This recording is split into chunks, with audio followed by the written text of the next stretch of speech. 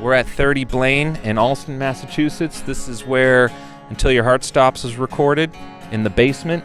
This is the location of God City number 2. Kurt built out the studio in the basement. It also doubled as the Piebald practice space, and Piebald also lived at this house with like 4 or 5 other people. So this place was just jammed with mutants getting weird and doing creative, cool stuff at all hours of the day. No, so in that house, like when I moved in there, I wasn't recording very much, and by the time, a year had passed, I was kind of recording in that basement constantly, and my roommates were like sick of living in a recording studio. So I kind of, I didn't get kicked out of the house, but my studio got kicked out of the house.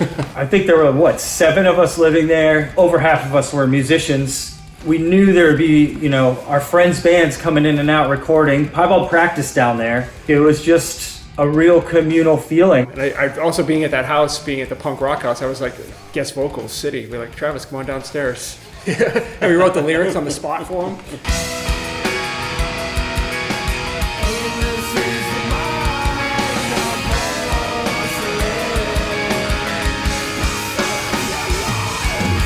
Jake was a few blocks away. We had him sing with us.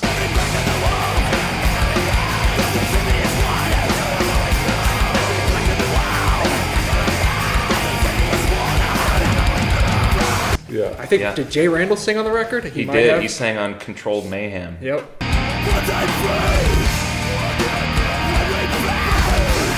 I remember going to do vocals on it.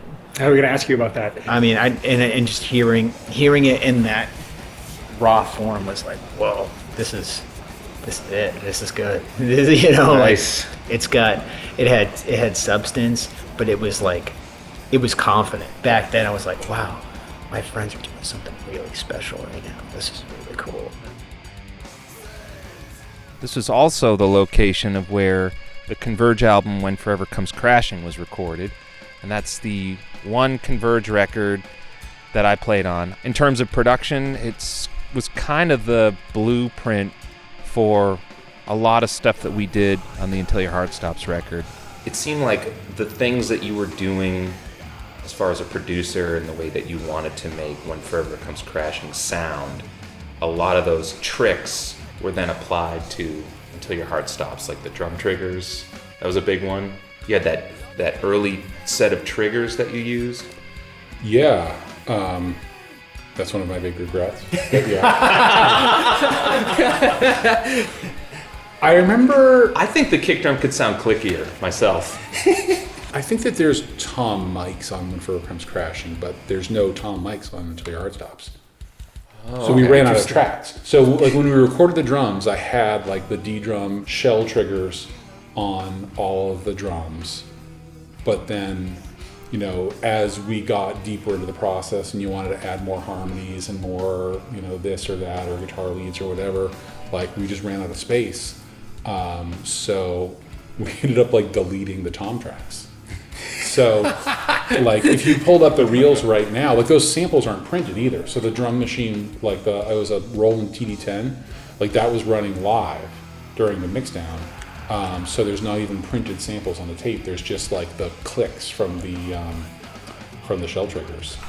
Interesting. I know that it's I think the snare's a blend, but I'm fairly certain that the toms, and at least for the main songs, maybe not for the segues, but for the main songs, the toms and kick are all sample. And I'm glad we did it as a double LP too, because I remember there's a lot of records from that era where bands would just smash as much time on one side of a single LP as they could, and then it would just sound like garbage, basically quiet and poor fidelity. And I remember hearing Until Your Heart Stops for the first time and being blown away by Kurt's production and what you guys had done. And so I think it was important that we did it justice by doing it as a double LP instead of trying to just go the cheap route.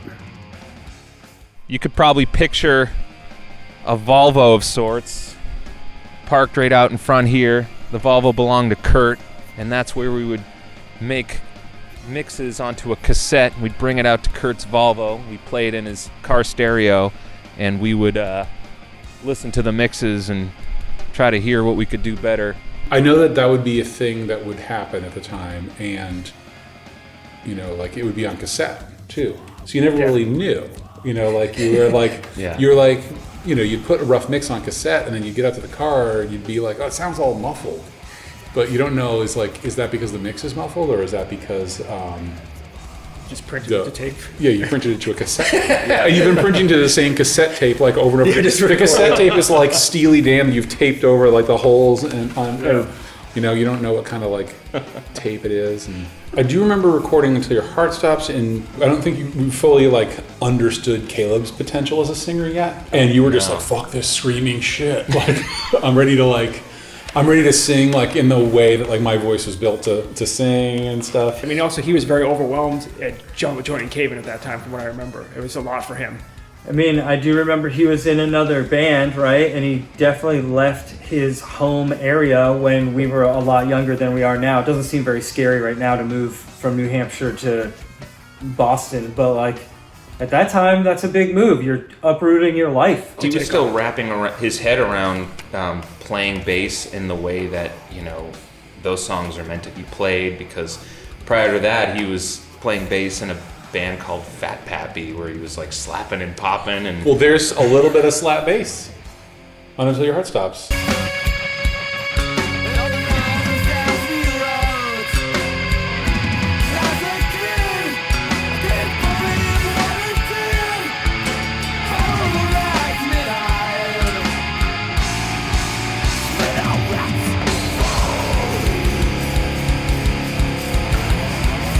I remember Nate, when he did that recently, Nate's like, I don't want to play that part. I was, you know, I like on the way here, I was like listening to the record in my car just to like get myself in the right headspace for it. Yeah.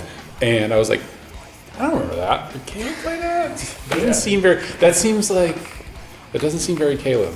oh, especially now, yeah. But clearly, Seems like more like Caleb's brother. Oh yeah, that Kyle Schofield Yeah, for sure. He considered it sacrilege that Caleb picked up a pick to actually play bass in a band. Yeah, that's right. When you think of like how Caleb played, it's like it seems so natural. It's funny to think that there was a time when that didn't come naturally to him. Well, I think he like became a guitar player at some point, and then that influenced his bass playing. Okay. Especially around the time of when he was writing songs for Old Man Gloom. Okay. And then even more so when he did, especially the first two Zozoba records. Yeah, he picked it up pretty quick and really started coming to his own by Jupiter. I think it was a foreign world of him coming to play in our circle of friends, but I think he picked up things from everybody. You know, playing with us, playing in Old Man Gloom, I think he just started to pick up a lot of stuff. And that's kind of what shaped who he became.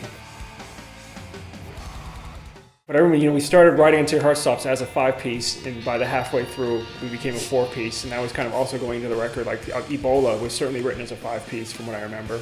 It was like a complete transitional time for the band. We did a round of demos at God City, Location 2 with Dave. Yeah. It was shortly before we made the album. It was like How many songs January, was that? February 1998. We did Juggernaut.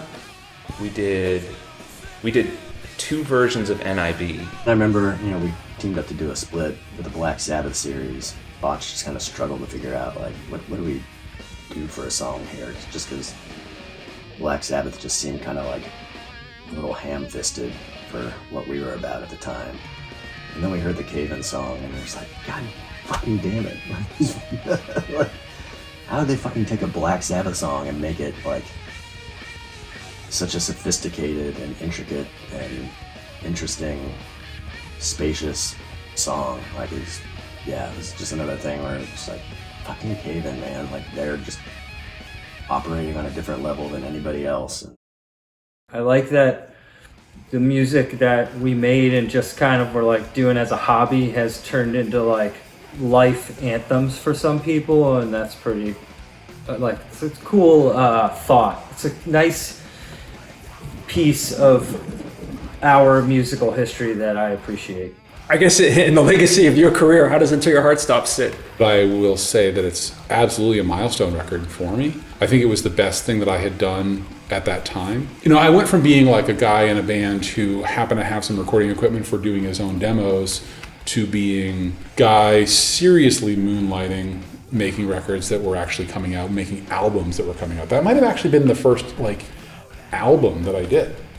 Like I want to say before that, everything was like EPs and demos. I think Until Your Heart Stops may have been the first like actual album release, and so that was a huge and giving me the confidence to like realize like maybe I can take this more seriously. Maybe it is like worth investing a little bit of money in equipment and investing a little bit of money in like getting a space that I can work in that's not like bothering roommates and all that. And then I think that was like really important in the early like snowballing of my recording path.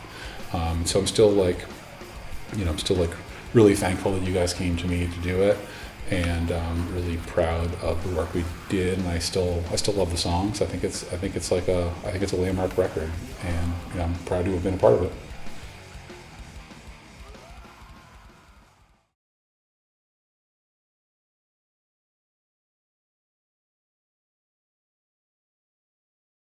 All right, so what are we talking about right now? We're talking about 30 Blaine in Alston. In Alston, the home of God City number 2? Correct. Number 2. All right, so right around the same time you guys were recording Until Your Heart Stops, I think it was right after we were recording the Jesuit 7-inch there in the basement for Hydra Head Records. And I was sitting out on the front porch with Kurt and maybe one of the other guys from Jesuit. My memory's hazy. But I remember sitting, and there was a house directly across the street, facing right at us. And it was madness in there. I could hear it. Like it was a family, and there were a lot of kids. And I remember looking facing us on the left side of the house, on the side, there was a window open on the second floor, and there was all their trash cans were down on the first floor down there. And I just remember just sitting there talking to Kurt, and I look and I'm like, what the fuck is that? Is that a baby? And there was like a 2-year-old. Maybe a 2-year-old. Like, I think the baby could walk, but just kind of sticking his head out the window. There was no screen in the window. And I was like, whoa, that's probably not a good thing. And then all of a sudden it just fell out of the window. The baby fell out of the window directly into the trash. And I was like, holy shit, that baby just fell out of the fucking window. And Kurt was like, oh my God. And we were like, what the fuck do we do? And the baby started crying, and so we were like, oh, okay, it's not dead. And then the mom I could hear her, oh no, and like, oh my God, and run out of the front, like downstairs, and run out of the front of the house. And we're like, your baby's in the trash. Your baby's in the trash. This isn't fucking funny. It's not funny. But her baby was in the trash, and she had to get the baby out of the trash. And man, that must have been a traumatic experience for all involved. And just another day at 30 Blaine. And then me and Kurt were like, I guess we should go record vocals.